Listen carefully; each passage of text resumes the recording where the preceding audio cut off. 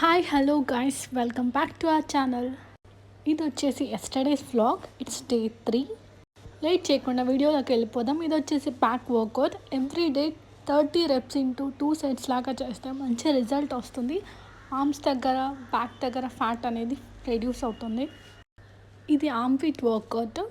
Both హ్యాండ్స్తో చేయాలి. Clockwise and anti clockwise డైరెక్షన్స్లో. స్లోగా రొటేట్ చేయండి, ఫాస్ట్గా చేయకండి. బిగినర్స్ కూడా ఈజీగా చేసేయచ్చు, పెయిన్ అనిపించదు.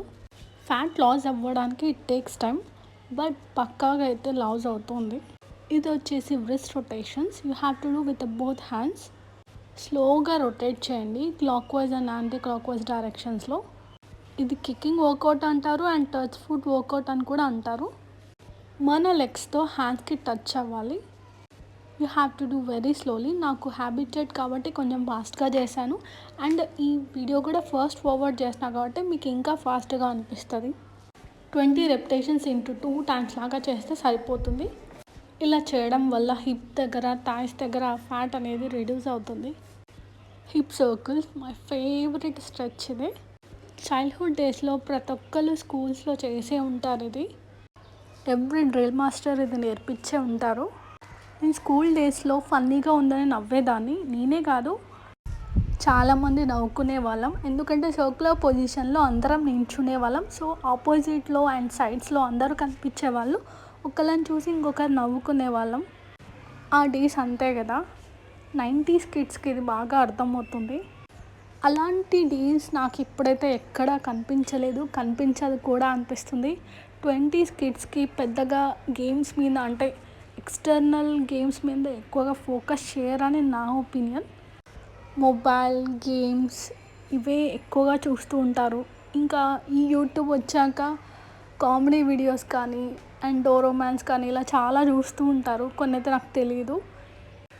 నాకైతే all time favourite till now నేను చూసేది అంటే అమృతమే. అమృతం అంటే ఎంత ఎమోషన్ అంటే లిటరల్లీ ఇప్పటికీ నాకు టీయర్స్ వస్తాయి అది చూస్తుంటా. ఎవ్రీడే ఒక 3 ఎపిసోడ్స్ అన్నా రిపీటెడ్గా చూస్తూ ఉంటాను.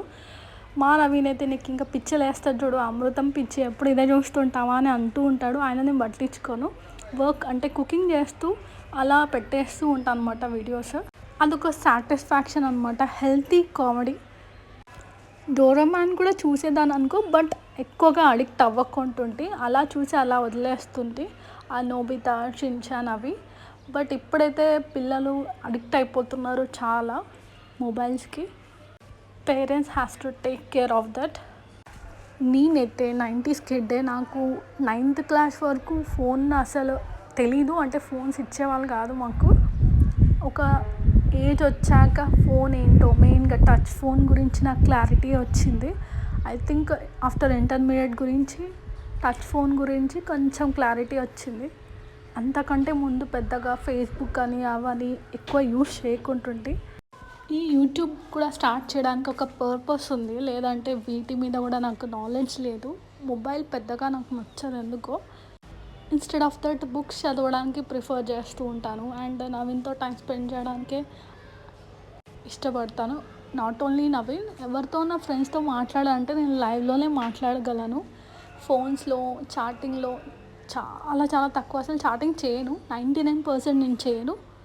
నాకు వచ్చే కంప్లైంట్స్ అందరూ ఇదే, అసలు ఫోన్ పిక్ చేయని. ఎందుకో ఫోన్స్ అసలు పిక్ చేయబుద్ధి కాదు. నవీన్ కాల్ తప్ప నేను ఎవరిది రిసీవ్ చేసుకోను. అండ్ మా మదర్ది అంతే. మా మమ్మీ కూడా ఒక 5-6 టైమ్స్ కాల్ చేస్తే నేను ఒక 2 టైమ్స్ పిక్ చేస్తాను అంతే. ఈవెన్ ఇన్స్టాగ్రామ్ కూడా ఫ్యూ మంత్స్ బ్యాక్ నుంచే నేను యూస్ చేస్తున్నాను. ఒకప్పుడు ఇన్స్టాగ్రామ్ పెద్దగా యూస్ చేసేదాన్ని కాదు. అండ్ మెయిన్గా స్నాప్చాట్. టిల్ నౌ నాకు వాటి మీద అస్సలు ఐడియా లేదు. చాలామంది స్నాప్స్ గురించి అవి ఇవి మాట్లాడుతూ ఉంటారు. నాకు అసలు అర్థం కాదు. వినాలనే ఇంట్రెస్ట్ కూడా అస్సలు ఉండదు. అవన్నీ అన్నెసెసరీ కదా అని నా ఒపీనియన్. మీరేమంటారు? అలాంటి వాటి గురించి తెలుసుకొని పెద్ద ఏం చేసేది ఏముంది అనే ఒపీనియన్ నాది. దానివల్ల నాలెడ్జ్ గెయిన్ అవుతుంది అంటే నేను అస్సలు అగ్రీ చేయను. యూట్యూబ్ ఎందుకు అంటే కొంచెం ఇన్ఫర్మేషన్స్ లైక్ స్టడీస్ పరంగా కానీ ఏమైనా కానీ గూగుల్ చేయడానికి, యూట్యూబ్లో వీడియోస్ చూడడానికి యూజ్ అవుతుంది. అందుకు యూట్యూబ్ చూస్తూ ఉంటాను నేను. ఇంకా నవ్వుకోవాలి అంటే నవీన్ ఏదైనా జోక్స్ చేస్తూ ఉంటాడు, ఆరెంజ్ అమృతం చూస్తూ ఉంటాను. ఆఫ్టర్ ఆల్ వర్కౌట్స్ అన్నీ అయిపోయాక కోకోనట్ వాటర్ తీసుకున్నాను. సమ్మర్, వింటర్, రెయినీ ఏ సీజన్ అయినా కానీ నేను పక్కాగా కోకోనట్ వాటర్ తీసుకుంటాను. కాకపోతే వింటర్ అండ్ రెయినీ సీజన్లో ఆల్టర్నేట్ డేస్ తీసుకోను, వీక్లీ ట్వైస్ అలా తీసుకుంటూ ఉంటాను. హీట్ బాడీస్ ఉన్న వాళ్ళకి ఆ బాధ అనేది బాగా అర్థమవుతుంది. అందుకే నేను కోకోనట్ వాటర్ ఎక్కువ ప్రిఫర్ చేస్తూ ఉంటాను. అండ్ ఎస్టర్డే నా మార్నింగ్ బ్రేక్ఫాస్ట్ 2 చపాతీస్ విత్ బీరకాయ కర్రీ, ఆయిల్లెస్ చపాతీస్. నేను ఆయిల్ వేయను వాటి మీద.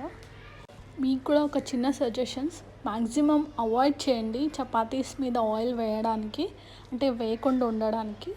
ఈవెన్ ఫ్లోర్ మిక్స్ చేసేటప్పుడు కూడా 99% ఆయిల్ యాడ్ చేస్తారు, అది స్కిప్ చేయండి.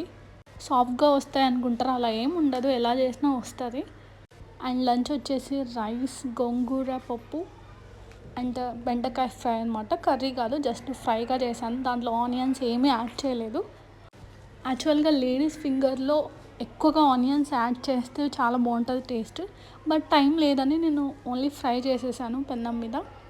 ఇది నా కొత్త recipe and healthy recipe, quinoa dosa. For the first time చేశాను, బట్ చాలా బాగా వచ్చాయి. చాలా చాలా చాలా మంచి ఫుడ్ ఇది. దీని యూజెస్ అప్పుడప్పుడు మీకు షేర్ చేసుకుంటూ ఉంటాను. అండ్ రెసిపీ కూడా as early as possible upload చేస్తాను మీకు. ఎవరైతే వెయిట్ లాస్ అవ్వాలి అనుకుంటారో ఈ కీన్వా దోశ ట్రై చేయండి. That's all for yesterday's vlog.